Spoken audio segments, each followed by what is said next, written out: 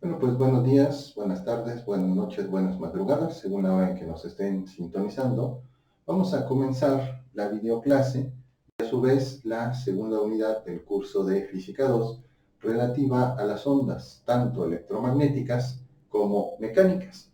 Vamos a ver entonces el tema de ondas en esta videoclase y vamos a realizar una introducción breve sobre los diferentes tipos de ondas que existen, la clasificación de las ondas y la rapidez en diferentes medios. Entonces si bien vamos a concentrarnos en esta unidad, en las ondas mecánicas y en las ondas electromagnéticas, vamos a ver que también hay otros dos tipos de onda que es bueno considerar para tener pues una visión más general. Los últimos dos tipos de ondas, veremos algo de ellas en la tercera unidad relativa a la física contemporánea. Entonces vamos a comenzar con definir qué es una onda. En el lenguaje coloquial, onda se utiliza en diferentes contextos para referirse a un problema, a un asunto, etc. En la física, a diferencia del lenguaje coloquial, pues la onda está significando algo muy preciso. ¿Qué es ese algo muy preciso? Pues es lo que vamos a ver. Bien, entonces, ¿qué es una onda?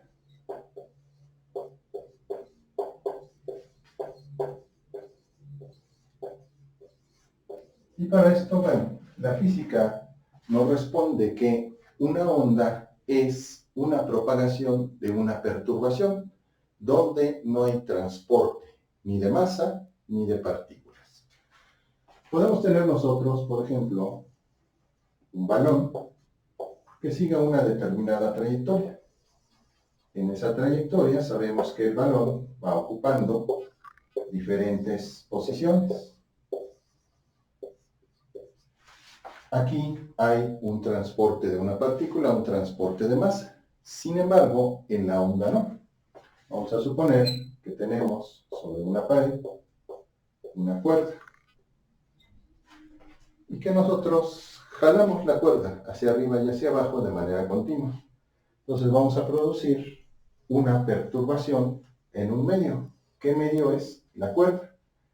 Entonces se va a desplazar hacia arriba y hacia abajo la cuerda que inicialmente teníamos colocada de manera horizontal y sujeto a un extremo de la pared.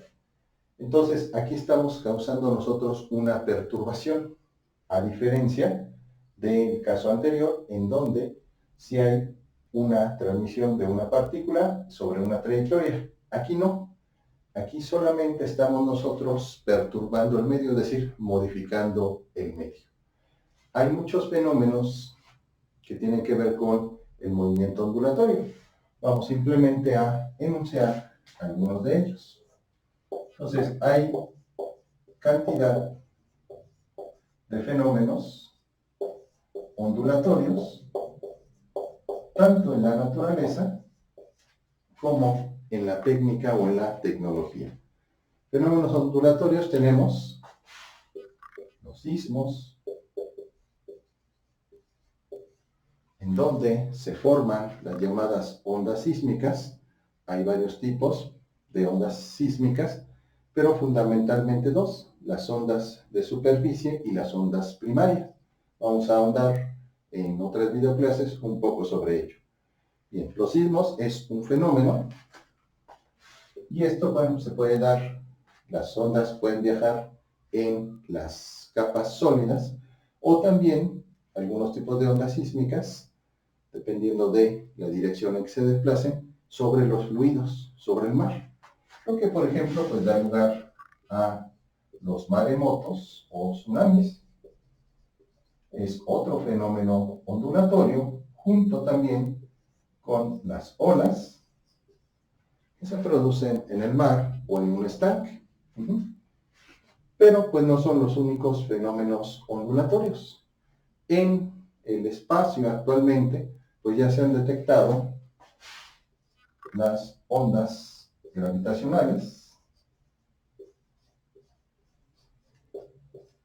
y también otro fenómeno muy común son las ondas electromagnéticas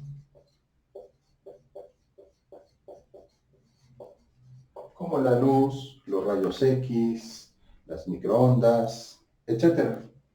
Entonces, en concreto, una onda va a ser la propagación de una perturbación donde, repito, no hay transporte ni de masa ni de partículas.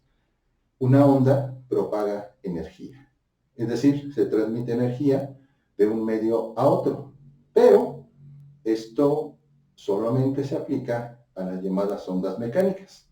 Vamos a ver que son estas ondas las que necesitan un medio para su propagación, pero hay ondas como las ondas electromagnéticas que no requieren un medio para su propagación, es decir, se pueden propagar tanto en un medio como en el vacío.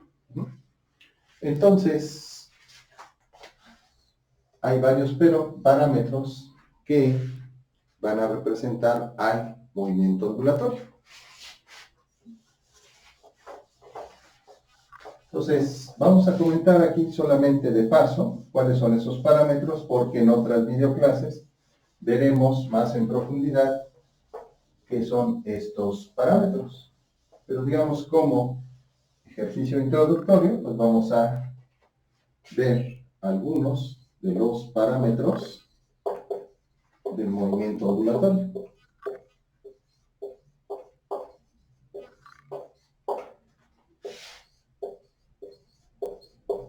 Y para eso pues nos vamos a valer de la representación de una propagación.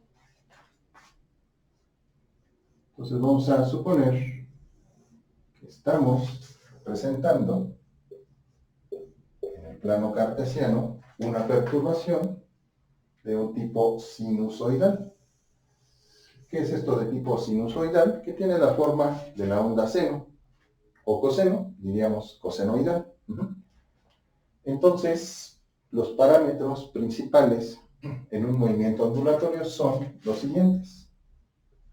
A la distancia de la línea de equilibrio, como se le llama, o eje horizontal, se le denomina amplitud y lo vamos a representar con la letra A mayúscula. Dependiendo de si tenemos, vamos a ver más adelante, una representación o una representación espacial o una representación temporal, vamos a considerar otro parámetro que se mide de cúspide a cúspide o de inicio de una onda a otra, y que en este caso, en la representación espacial, se llama lambda o longitud de onda.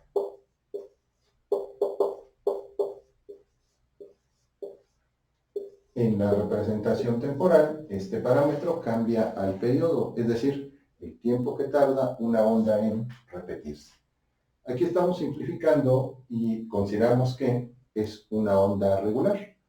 Hay ondas que no lo son, como las ondas sísmicas, que tienen diferentes periodos, diferentes amplitudes, diferentes longitudes de onda, etc.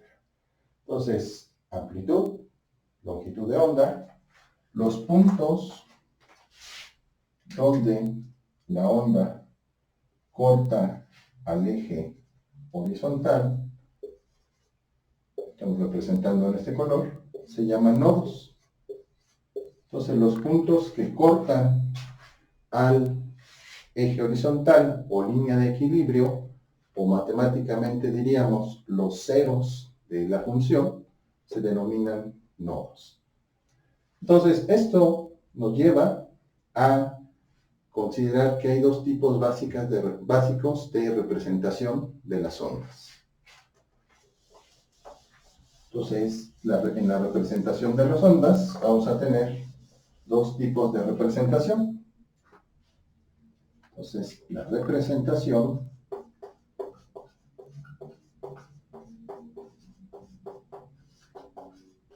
de las ondas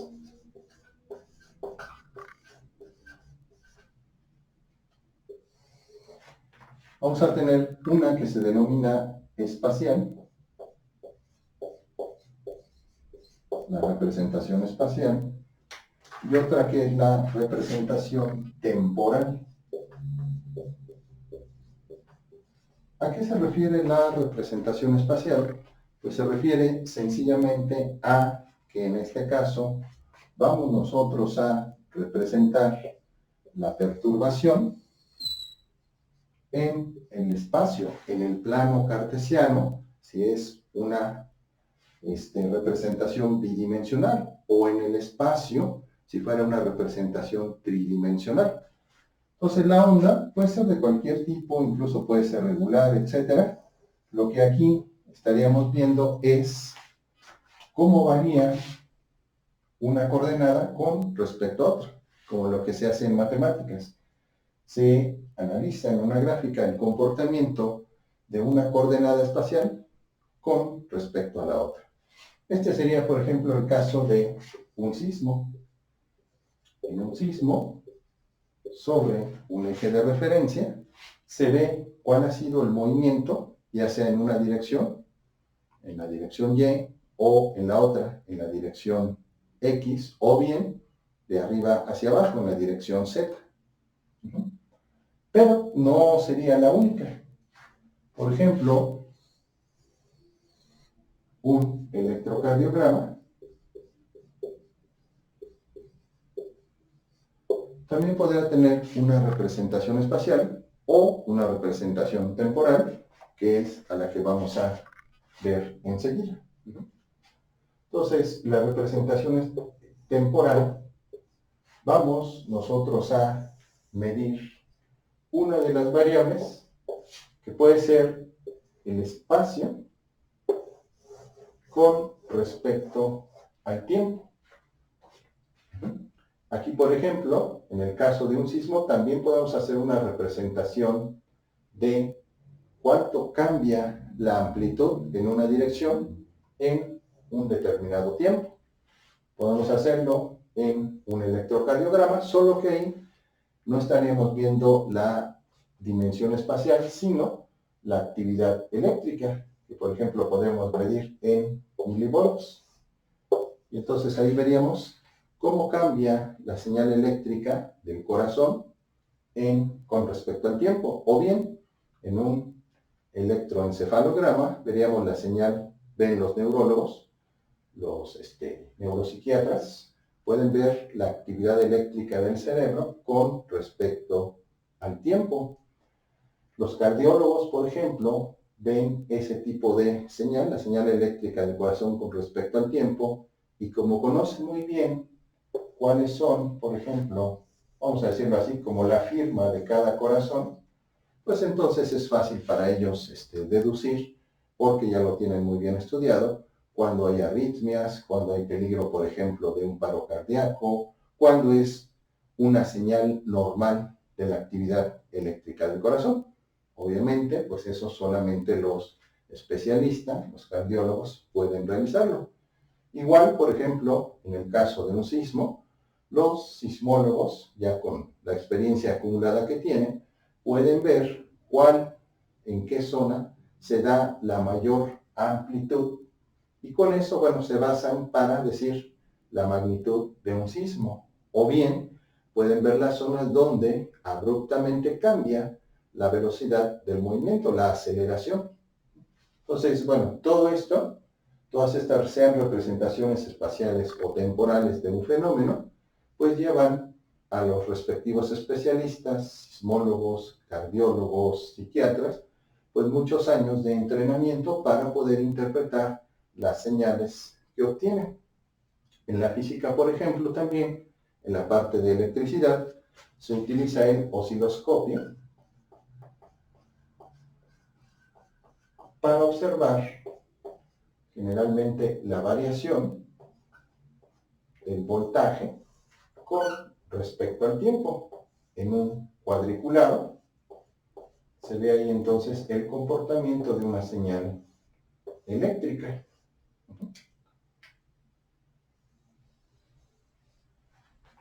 Y ahí, pues bueno, también podemos medir diferentes parámetros eléctricos o el comportamiento o la respuesta temporal, estaríamos en la representación temporal de diferentes componentes, capacitores, resistores, etcétera, en cómo responde, cómo varía su voltaje con respecto al tiempo. Entonces, la representación de las ondas es muy útil, no solo en física, sino en diferentes fenómenos. Bien, entonces, tenemos un poco de la representación de las ondas y que toca diferentes fenómenos de la electricidad, de los sismos, de la sismología, incluso de la medicina, los electrocardiogramas, los encefalogramas, en fin, hay diferentes fenómenos en donde aparecen, tanto de la naturaleza como de la tecnología. Entonces, bueno, vistas las representaciones espacial y temporal, vamos a ver cómo se clasifican en la actualidad las ondas debido a su naturaleza. Bien, entonces, las ondas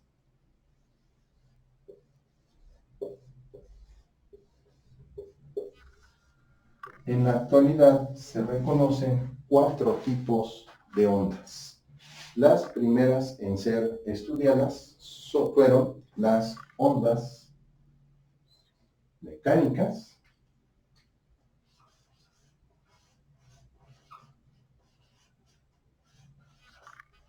y las ondas electromagnéticas.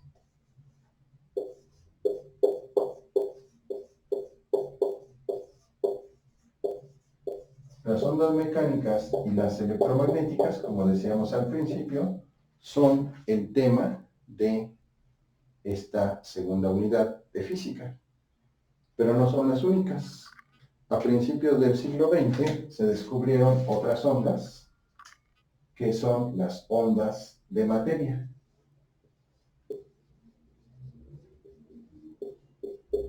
También llamadas de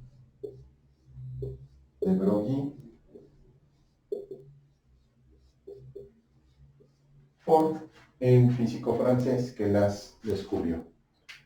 Y fueron una predicción de la teoría de la relatividad en sus primeros tiempos, que hasta hace 4 o 5 años se descubrieron experimentalmente. Son las llamadas ondas gravitacionales. Entonces, una consecuencia de la teoría de la relatividad general de Einstein son las ondas gravitacionales. Vamos a comentar de manera muy breve cada una de estas ondas, sobre todo ejemplificándolas.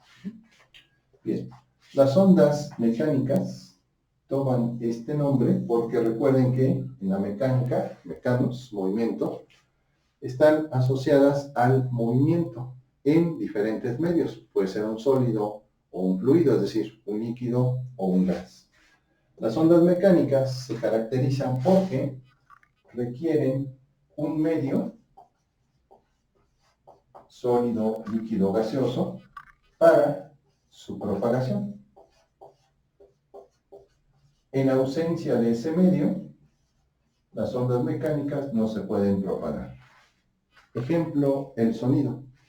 El sonido requiere el aire, que es un fluido, o bien un metal, por ejemplo, cuando hacemos percusión en un metal o en algún material, el agua, pero en el vacío no se propaga el sonido. Entonces requiere por lo menos un medio de esos 3, sólido, líquido o gaseoso, para su propagación. Ejemplos de ondas mecánicas, pues está el sonido.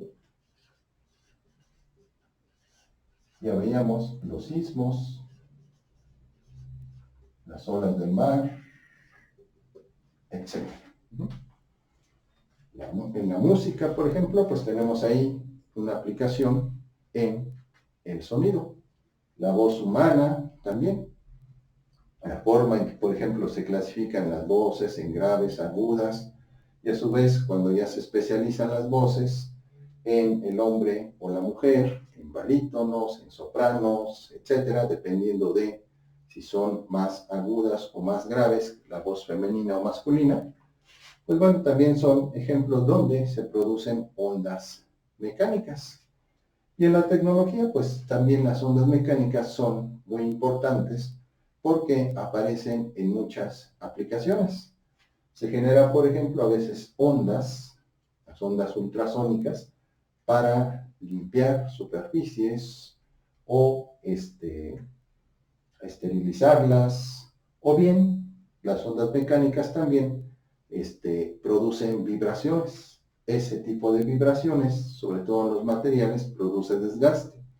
Entonces, los diseños de las máquinas deben realizarse de tal manera que contemplen que el movimiento de las piezas, por ejemplo, produce también vibraciones que a la larga van a desgastar o destruir la maquinaria, y entonces, bueno, todo eso pues se trata de minimizar a través de aceites, a través del tipo de diseño, etc. Las hélices, por ejemplo, de las motos acuáticas o de los barcos también sufren diferentes vibraciones por estar moviéndose continuamente en un fluido. El fenómeno, por ejemplo, de cavitación, pues hace que esas vibraciones desgasten el material. Entonces, los ingenieros navales, los diseñadores de hélices, pues tienen que ver todos esos fenómenos y aportar el diseño más útil para que no suceda este desgaste pues tan rápido en las hélices. Entonces, las ondas mecánicas requieren un medio para su propagación. Por lo tanto, las ondas mecánicas tienen una rapidez de propagación variable. Por ejemplo, el sonido, en condiciones más o menos normales, tiene una rapidez de propagación de unos 330 o unos 340 metros sobre segundo, dependiendo también la temperatura, la humedad, etc. Sin embargo, cuando golpeamos un metal, el sonido ahí viaja más rápido. En general también viaja más rápido, pero menos rápido que en el metal, en el agua. Pero en otros materiales, como el caucho, el plástico, el corcho, viaja a menor velocidad. Por eso es que algunos materiales, caucho, corcho, ciertos plásticos, tapetes, pues como la velocidad de propagación del sonido es menor, se utilizan como aislantes acústicos. Si ustedes han visto una cabina de transmisión de radio o de televisión, generalmente está forrada con materiales que opacan el sonido, porque si fuera, por ejemplo, metálica, cualquier vibración resonaría en las paredes metálicas y se escucharía. Entonces ahí lo que se trata es de atenuar un poco la velocidad de propagación del sonido, y entonces ahí no se escucha tanto. Bien, luego seguimos con las ondas llamadas electromagnéticas. ¿Qué son las ondas electromagnéticas? Bueno, como ya estudiamos un poco en la primera unidad, cuando se unificaron los fenómenos eléctricos y los fenómenos magnéticos, se dieron cuenta los físicos, los investigadores, de que las ondas electromagnéticas son una perturbación que se debe tanto a los campos eléctricos como a los campos magnéticos.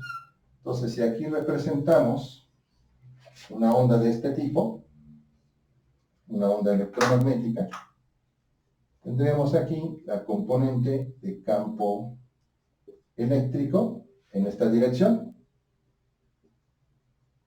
Podemos llamarle aquí plano XY. Y en la dirección Z, en el plano XZ, tendríamos la onda o la parte de onda correspondiente al campo magnético. Entonces, se vio que las ondas electromagnéticas tienen dos componentes, una de campo eléctrico y una de campo magnético. Entonces, y que además, bueno, el campo eléctrico el vector campo eléctrico es perpendicular al vector campo magnético. Y bueno, las ondas electromagnéticas tienen una característica muy peculiar, que todas en el vacío viajan a la velocidad de la luz, es decir, cerca de 300.000 kilómetros por segundo. Esa es la rapidez de todas las ondas electromagnéticas en el vacío. Al principio se pensaba que solamente la luz tenía este comportamiento de onda electromagnética. Sin embargo, bueno, cuando se empezó a estudiar el fenómeno de las ondas electromagnéticas, se vio que no solamente la luz se comporta como tal, en la actualidad se conocen como las señales del espectro electromagnético a las siguientes.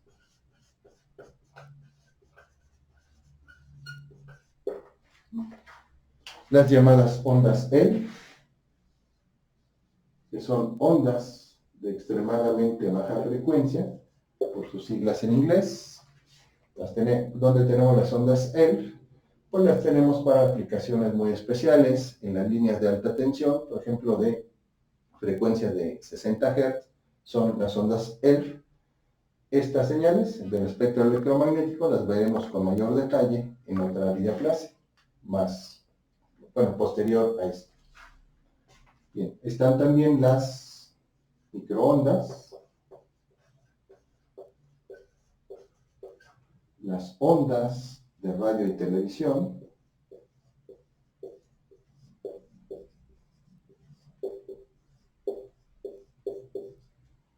los rayos infrarrojos o radiación infrarroja. Se encuentra también la luz visible,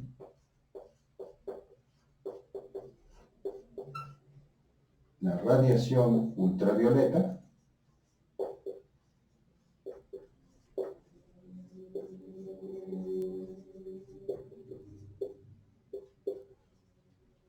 los rayos X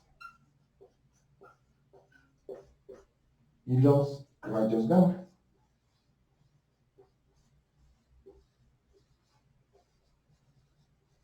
Entonces son las señales que actualmente se conocen y que forman parte del llamado espectro electromagnético. Todas ellas son ondas electromagnéticas que dijimos tienen como característica común que en el vacío viajan todas ellas a la velocidad de la luz, poco menos de 300.000 kilómetros por segundo. ¿Cuál es su característica? Pues lo que decíamos, que son una onda compuesta, que tiene una parte de campo eléctrico y otra de campo magnético, y que esas ondas se propagan, son perpendiculares a su velocidad de propagación. Esto quiere decir que si el campo eléctrico, por ejemplo, está en un plano XY, si el campo eléctrico está en el plano XY, el campo magnético va a estar en el plano, por ejemplo, YZ, es decir, en otra componente, de tal manera que cuando se propagan, forman un continuo perpendicular, un tren de ondas en una dirección, en un plano, y el otro tren de ondas en un plano perpendicular, por la dirección de su movimiento, al plano de la otra onda. Entonces, por eso se denomina campo electromagnético, porque conjuga tanto el vector campo eléctrico como el vector campo magnético. Las ondas electromagnéticas, pues vamos a ver que tienen muchas propiedades, diferentes propiedades, dependiendo de su frecuencia y su longitud de onda. Por eso es que en el espectro electromagnético hay ondas que sirven para las telecomunicaciones, como las ondas de radio y televisión, las microondas, los radares, pero también las ondas ELF tienen algunas aplicaciones como portadoras de algunas de estas ondas. La luz visible tiene muchísimas aplicaciones en la pintura, la fotografía, las imágenes que se obtienen en una cámara, etc. La radiación ultravioleta, pues en la actualidad pues vemos detectores de billetes falsos, de dispositivos, como en los billetes, para ver las marcas de agua, etc. También se utiliza, por ejemplo, en la medicina, en la industria, para esterilizar, porque, por ejemplo, la radiación ultravioleta, como tiene una frecuencia muy alta, generalmente casi destruye todo tipo de virus, bacterias, hongos, en fin. Los rayos X, que tienen mucha aplicación en la medicina, en la industria, para ver, por ejemplo, si hay fracturas en los huesos o en las estructuras con las que se va a hacer una cimentación de un edificio de gran peso. Y bueno, los rayos gamma, que también tienen sus aplicaciones en la medicina, en la investigación científica. La medicina, por ejemplo, las gammagrafías, para obtener imágenes de algunos tejidos del interior del cuerpo humano, que los rayos X pues no los pueden detectar con esa definición. Y bueno, también los rayos gamma se producen en muchos eventos cósmicos, al igual que los rayos X, cuando las estrellas son muy energéticas o hay explosiones de supernovas, de agujeros negros que jalan mucha materia, etc. Entonces son de un amplio espectro, valga la redundancia del espectro electromagnético, sus aplicaciones y los fenómenos donde aparecen. Bien, luego seguimos con las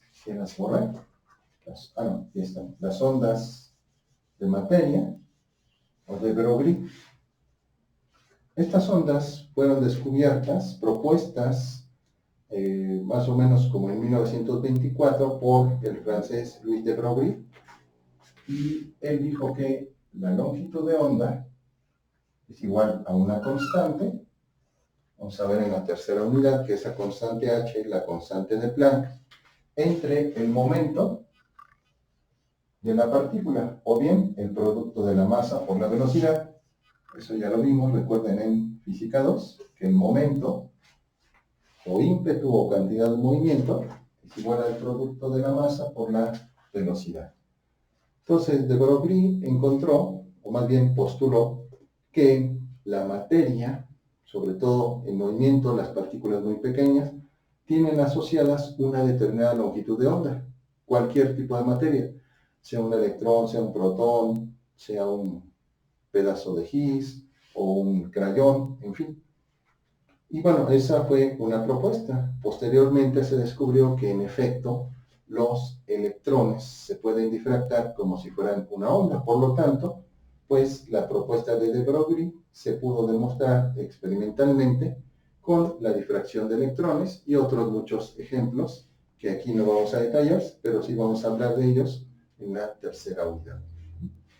Bien, y finalmente hay una consecuencia de la teoría de la relatividad que tardó mucho tiempo en verificarse experimentalmente, pero que sin embargo, más o menos por 1916, Einstein la propuso, que son las ondas gravitacionales.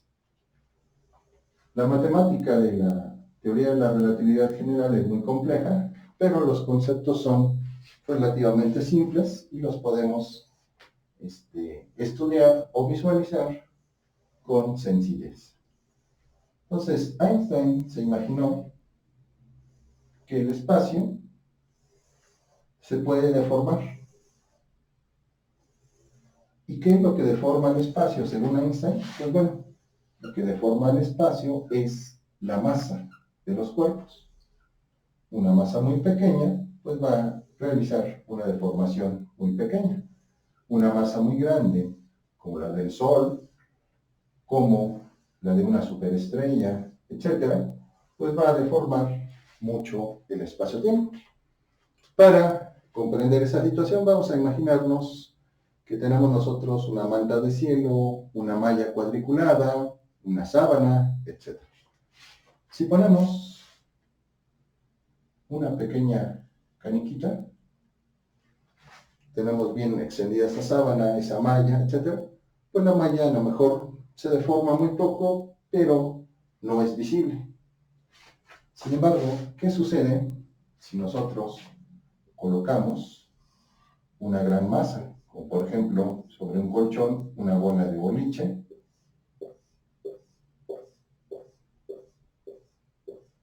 o una bola metálica? Entonces, aquí es donde a Einstein se le ocurrió decir, bueno, cuando hay una masa muy grande, el espacio, como si fuera esa sábana, esa manta de cielo, esa malla, se deforma. Y entonces, ¿qué es lo que va a suceder?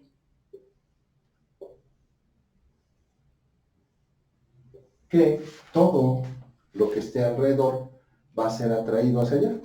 Por ejemplo, si teníamos aquí la caniquita, la habíamos dejado por ahí, pero en otra zona, si la masa que colocamos es muy grande, entonces esta caniquita va a ser atraída hacia la gran masa. No por la masa en sí, decía Einstein, sino por la deformación del espacio que está originando esa masa. Es decir, Einstein explicó la gravedad no a la manera de Newton, que decía, bueno, es que hay interacción entre las dos masas, porque están separadas además cierta distancia. No, Einstein lo interpretó de esta manera. Si existe atracción entre la bola y la canica, o entre un planeta de gran masa y un planeta de menor masa como la Tierra y el Sol, sería la bola más grande, es porque el espacio se deforma, el espacio se curva y entonces el efecto de esa curvatura es la atracción gravitacional. Entonces, si colocamos, ahora visto así de canto, una gran masa, lo que va a suceder es que las líneas del espacio se van a deformar en dirección de la masa. Y entonces ahora veríamos que en esta malla, en esta red, pues empezaríamos a ver zonas alrededor de deformación.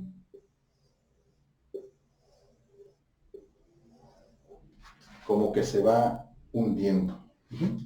Y entonces, pues el efecto neto sería algo más o menos similar a esto. Ahora visto, digamos, de abajo, como si la malla se deforma. Y entonces explicaba Einstein esta deformación o curvatura del espacio-tiempo debido a una gran masa es lo que explica la atracción gravitacional. Y bueno, Einstein entonces dedujo, si esto es cierto, luego entonces, al deformarse el espacio, pues deben existir ondas. Así como por ejemplo en una superficie de agua, una bandeja que tengamos agua, golpeamos la bandeja, le pegamos a la bandeja, o agitamos la mano y hacemos olas sobre la bandeja, ahí se forman ondas. Einstein decía, bueno, si la masa es suficientemente grande o algún fenómeno que deforme mucho el espacio, tendremos que detectar esas ondas gravitacionales.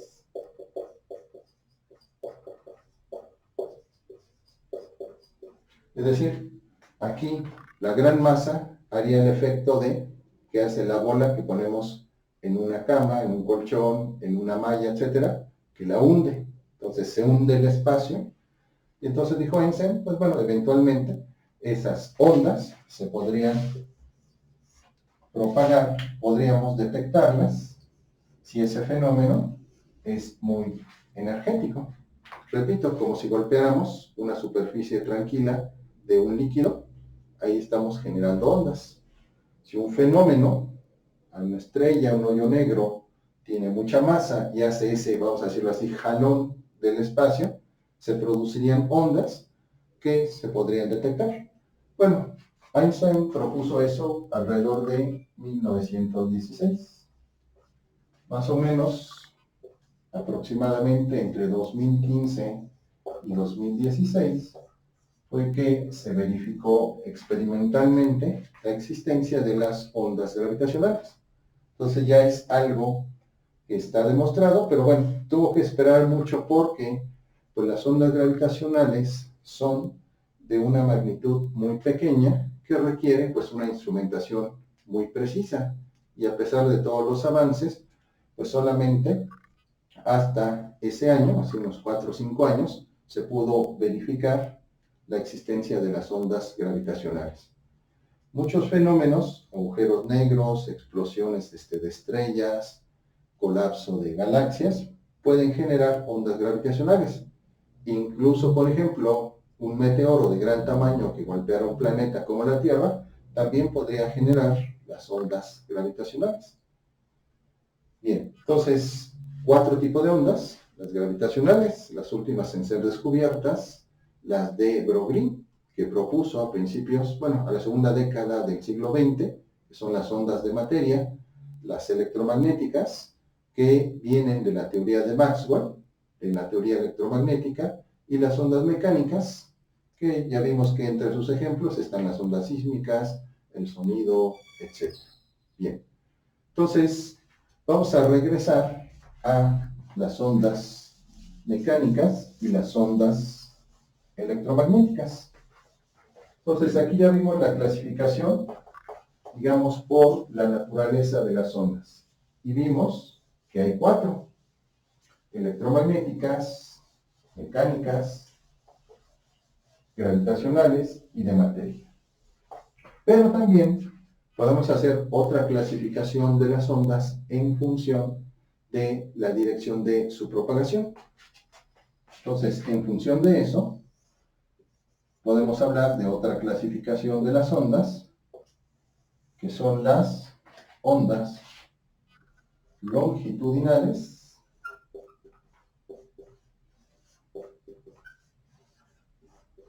y las ondas transversales.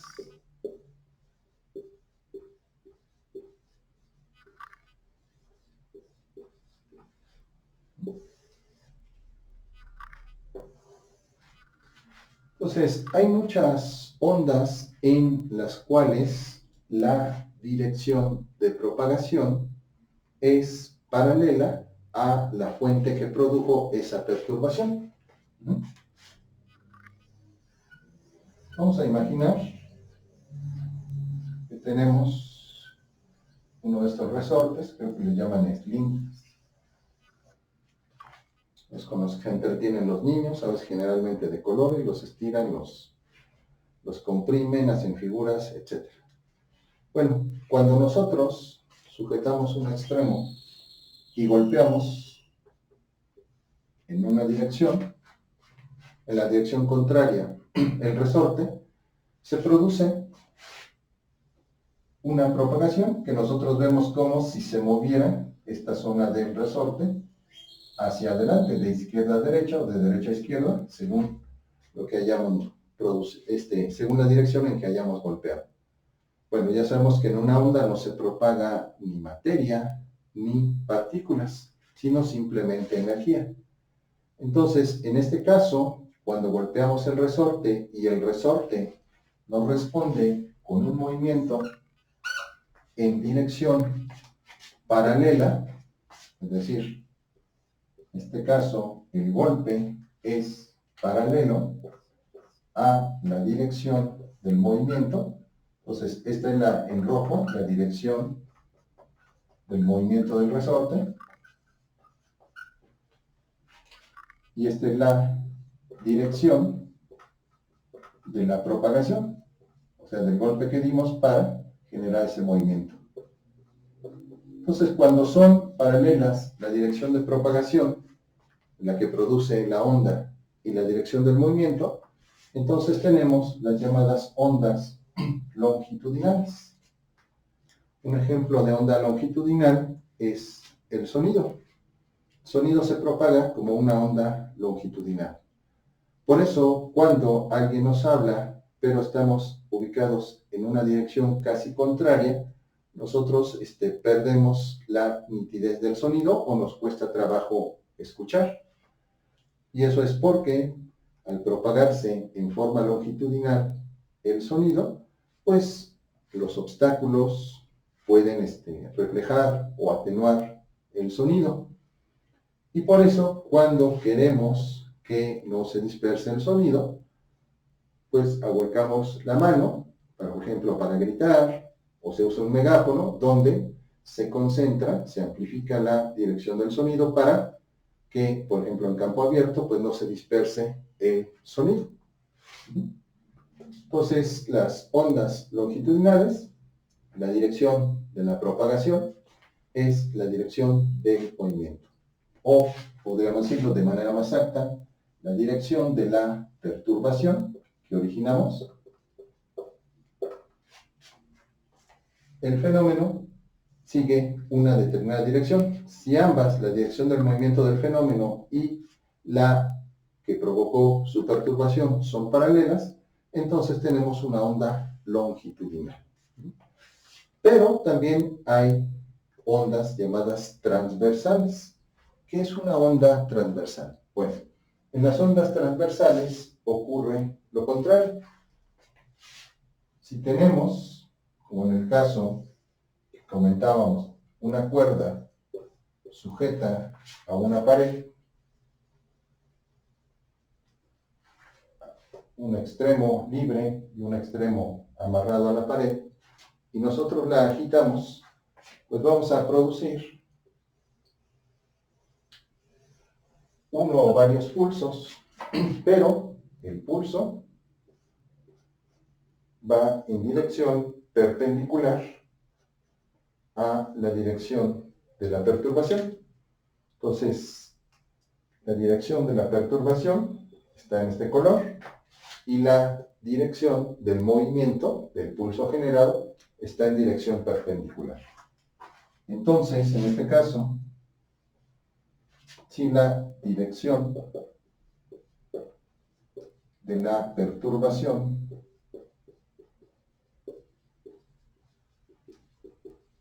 es perpendicular, acuérdense, este es el símbolo de perpendicular, es perpendicular a la dirección del movimiento, entonces tenemos una onda transversal. Decíamos que un ejemplo de onda longitudinal es el sonido, mientras que un ejemplo de onda transversal pues son, por ejemplo, las olas, los maremotos, etc. Cuando se pulsa, por ejemplo, una cuerda de guitarra también, la cuerda se deforma un poquito, dependiendo de la intensidad con la que lo pulsemos. Entonces, hay ondas longitudinales y transversales, y esto se debe a la dirección que tome el movimiento de la onda. Si es paralela a la dirección de perturbación, tenemos una onda longitudinal. Si es perpendicular, como en el caso de la cuerda que agitamos amarrada en un extremo a la pared, a la dirección de la perturbación, entonces, en este caso, tenemos que la dirección del movimiento es perpendicular a la dirección de la perturbación y tenemos una onda transversal. Bien, entonces con esto pues ya vemos que tenemos por naturaleza 4 tipos de ondas: las mecánicas, electromagnéticas, de materia y gravitacionales. Por, vamos a decirlo así, su geometría, ondas transversales y longitudinales. Sin embargo, también hay otra clasificación de ondas que atiende a su geometría y a su periodicidad.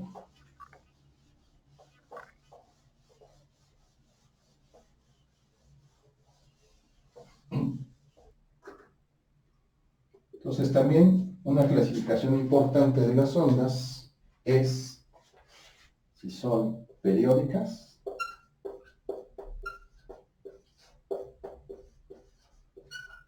o son no periódicas.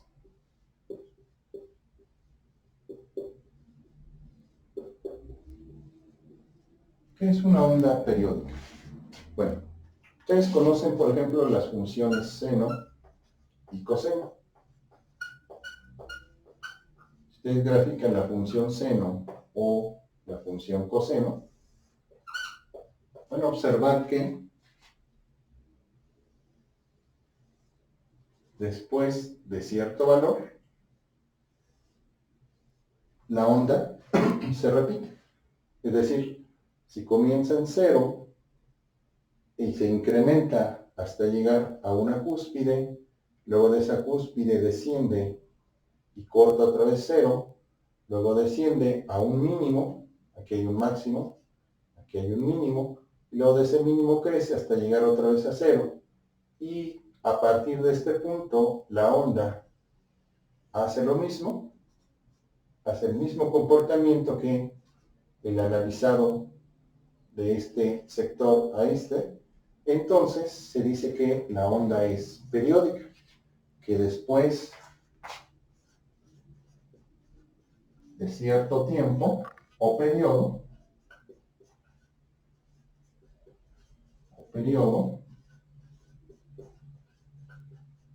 se repite. En el caso de la onda seno y coseno, pues se repite indefinidamente. Sin embargo, hay fenómenos en donde las ondas no son periódicas.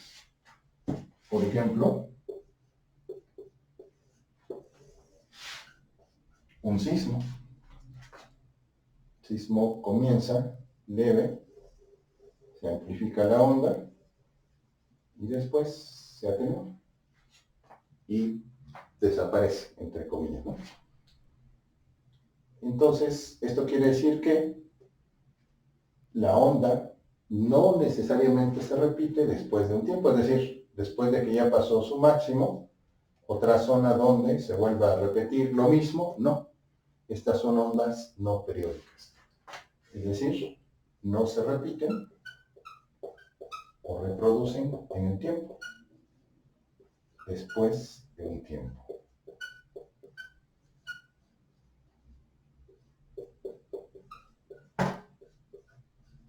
Luego entonces, esto pues nos está indicando que las ondas periódicas pues son relativamente las más fáciles de analizar, los fenómenos que tienen que ver con ondas periódicas, porque precisamente esa repetición o periodicidad pues las hace que se puedan modelar con funciones relativamente sencillas como las funciones seno y coseno.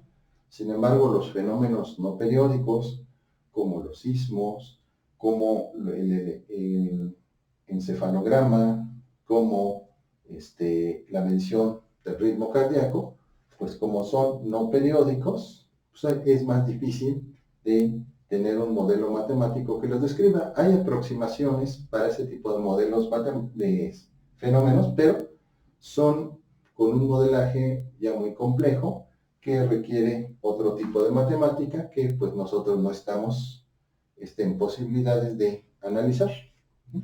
Bien, pero bueno, pues es importante hacer esta distinción. Bien, entonces ya visto que hay ondas transversales, longitudinales, periódicas, no periódicas, mecánicas, electromagnéticas y de materia y gravitacionales, vamos a retornar a las ondas mecánicas y en particular al sonido.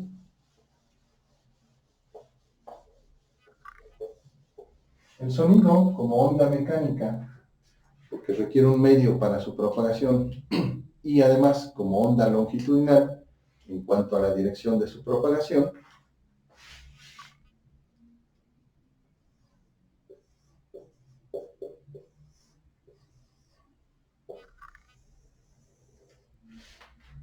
se va a clasificar como sonido aquellas frecuencias que van de los 20 Hz, 1 Hz, de manera simple, podemos decir que equivale a una oscilación por segundo. Entonces, si sepan de música, pues van a entender muy fácil esto. Si por ejemplo producimos nosotros un golpe de cada segundo, si bajamos el ritmo, tendremos ahí 1 Hz de oscilación, 1 Hz de frecuencia, una oscilación por segundo. Si fuéramos capaces de 2 golpes por segundo, pues ahí tendríamos el doble de oscilaciones en la misma unidad de tiempo. Entonces, el sonido es una onda mecánica que va de los 20 Hz o 20 oscilaciones por segundo a 20.000 Hz. Entonces, este es el rango típico de la audición humana ideal. ¿Por qué digo ideal? Porque, bueno, los que vivimos en ciudad, conforme avanza nuestra edad, pues vamos perdiendo el rango de audición. Pero digamos, un ser humano normal, sin problemas de salud, joven o niño, etcétera, pues más o menos capta un intervalo de frecuencia de 20 a 20.000 Hz. Es decir, el oído puede distinguir hasta 20.000 oscilaciones por segundo. Con la edad, pues a veces ya va uno de 40 a unos 18.500 Hz, se va perdiendo ese intervalo de frecuencias. Bueno, entonces todos los sonidos, todas las ondas que estén en frecuencias de 20 a 20.000 Hz se denominan precisamente como sonidos. Las frecuencias que sean inferiores a los 20 Hz se denominan infrasonidos. Es decir, todas aquellas señales acústicas menores a 20 Hz que no capta el oído humano entran en la denominación de infrasonido. Uno podría decir, bueno, ¿dónde se encuentran los infrasonidos? Muchas especies, los elefantes, las serpientes, etcétera, producen o detectan oscilaciones con frecuencias inferiores a 20 Hz.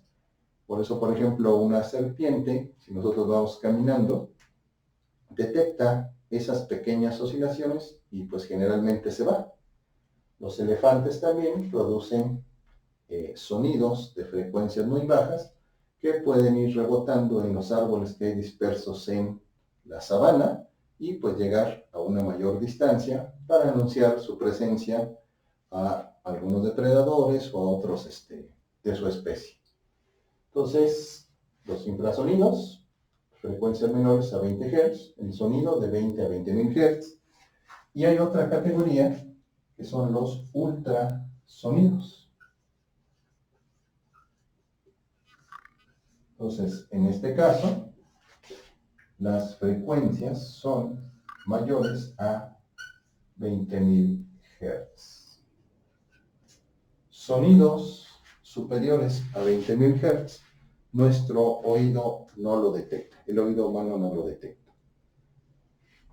Hay, sin embargo, especies, dispositivos o tecnologías que generan sonidos superiores a los 20.000 Hz. Las ratas, los murciélagos, algunos insectos pueden producir sonidos, ultrasonidos, superiores a los 20.000 Hz. Y bueno, pues lo utilizan, por ejemplo, los murciélagos como sistemas de detección, es decir, a una alta frecuencia y una pequeña longitud de onda, pues pueden rebotar en las cavernas donde se mueven, por ejemplo, los murciélagos, detectar especies pequeñas como insectos, debido a que la longitud de onda del sonido que producen, del ultrasonido que producen, es pequeña, y entonces pueden darse una idea de la dimensión de los objetos que tienen a su alrededor, porque a diferencia de nosotros, pues ellos, como viven en la oscuridad, los murciélagos, no usan mucho la vista, sino se guían con ultrasonidos, como si fuera una especie de radar, que al regresar la señal, al rebotar, pues les da una idea de la distancia y de la dimensión del objeto que tienen a unos metros. Las ratas y otras alimañas también son sensibles a los ultrasonidos. Por eso a veces como repelentes de ratas se utilizan algunos dispositivos que tienen un tweeter se le llama técnicamente, que es una bocina de ultrasonidos, porque pues son sensibles a frecuencias muy altas. Por eso pues en las ratas o en algunas otras alimañas nosotros luego escuchamos algunos chillidos. Es una parte del sonido que escuchamos. Si pudiéramos escuchar los ultrasonidos, escucharíamos sonidos mucho más agudos. Entonces, cuando estudiemos el sonido, vamos a regresar a infrasonidos, ultrasonidos, para ver algunas de las aplicaciones. Bien, y finalmente, porque bueno, esta parte del sonido que corresponde a las ondas mecánicas va a ser tema de estudio de esta unidad. Vamos, por último, a comentar brevemente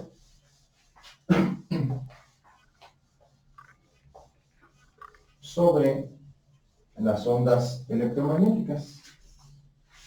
Ya vimos entonces que hay varias señales de las ondas electromagnéticas. La luz es, decíamos, un ejemplo de onda electromagnética.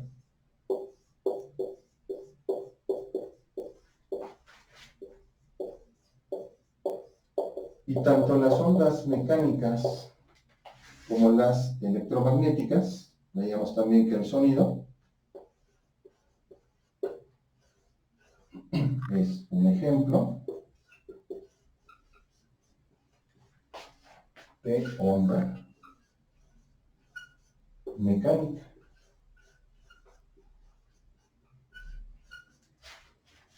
Y aquí viene lo interesante. Tanto las ondas electromagnéticas como las ondas mecánicas tienen una serie de fenómenos y características en común. Entonces, hay fenómenos que son comunes tanto a las ondas mecánicas como a las electromagnéticas. Esto es independientemente de que tengan sus diferencias entre las ondas mecánicas y las electromagnéticas. Y esos fenómenos comunes son la reflexión, es decir, van a ser capaces de, cuando encuentran un medio material, de cambiar de dirección. A esto se le conoce como reflexión. También el fenómeno de difracción, cuando ante determinados medios van a cambiar su forma, la forma de la onda. Tanto las ondas electromagnéticas como las mecánicas son capaces de quebrarse, de ahí viene el término difracción, o de cambiar su forma. Entonces, se pueden reflejar, difractar, refractar, es decir, refractar, o van a sufrir el fenómeno de refracción, van a cambiar su dirección ante determinados medios. La luz, por ejemplo, al pasar de un medio a otro, se refracta y aparentemente se quiebra el rayo de luz, simplemente cambia de dirección. Otros fenómenos comunes a ondas mecánicas y electromagnéticas es el fenómeno de resonancia,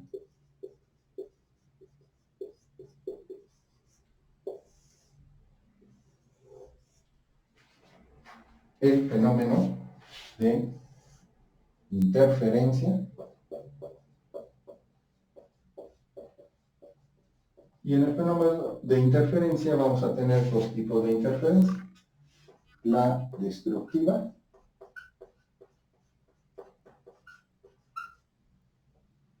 que va a atenuar la señal. Dos señales en el espacio se pueden encontrar y por el fenómeno de interferencia se pueden destruir total o parcialmente, se pueden anular. O también una interferencia constructiva, cuando dos señales se encuentran en el espacio, se pueden amplificar. Y esto pues vamos a ver que tiene que ver con algo que se denomina principio de superposición. Cuando tenemos, por ejemplo, la representación matemática de dos ondas y las sumamos, dependiendo de sus fases, sus amplitudes, su sincronía, podemos tener interferencia destructiva porque se anulan al sumar las señales, o constructiva si se amplifican los ciclos correspondientes cuando van sobre todo en sincronía.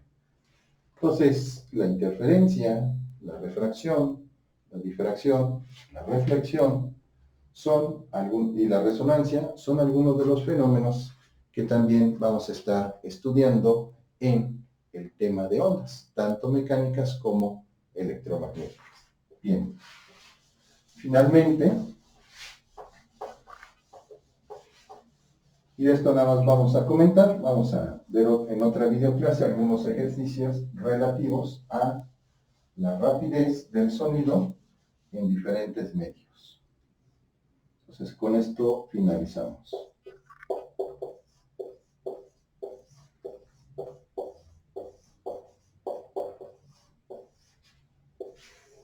Entonces, la rapidez del sonido puede ser en un sólido o en un fluido. Recuerden que por denominación de fluido puede ser un medio gaseoso, un gas o un líquido.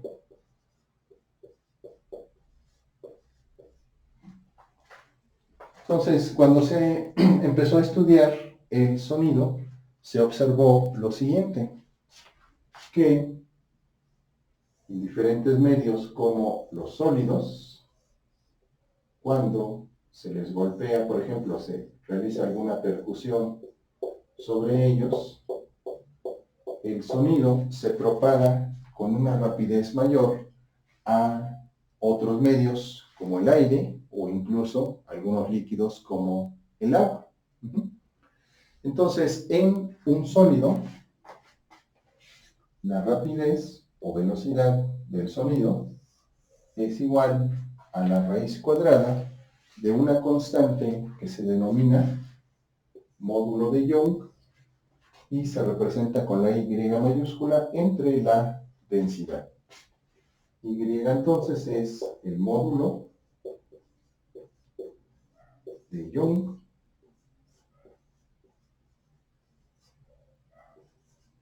que se mide en newtons sobre metro cuadrado. Y Rho es la densidad. La densidad la vamos a medir generalmente en kilogramos sobre metro cúbico, unidades de masa entre unidades de volumen. Entonces, en un sólido, generalmente tenemos que conocer el módulo de Young y la densidad de ese sólido para encontrar la rapidez de propagación del sonido. Bien, en los fluidos, generalmente en los gases, aquí va a cambiar. Aquí la rapidez de propagación también es la raíz cuadrada, solo que aquí de otras constantes, gamma, que es la constante llamada adiabática, R, que es la constante universal de los gases, T, la temperatura absoluta, y M, la masa molecular. Entonces, la constante adiabática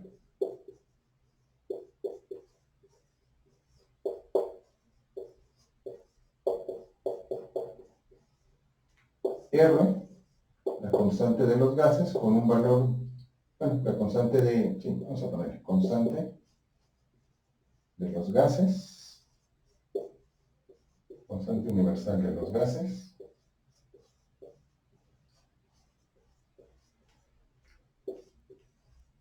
esta tiene un valor de 8314 Joule sobre Kelvin kilogramo. Y M, aquí cabe, la masa molecular, y T es la temperatura absoluta.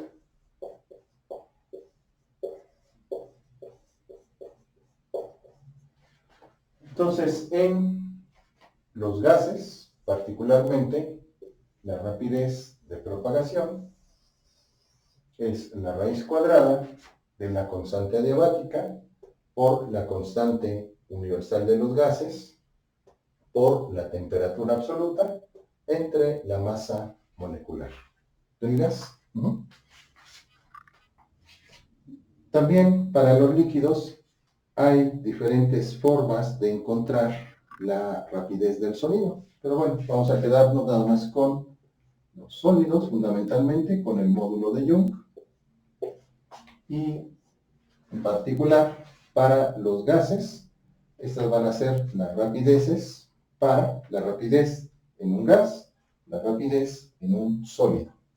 Bien, entonces con esto finalizamos esta videoclase introductoria de todos los temas que vamos a estar estudiando a lo largo de esta unidad. Les agradezco su atención y nos vemos en la siguiente videoclase. Hasta pronto. Gracias.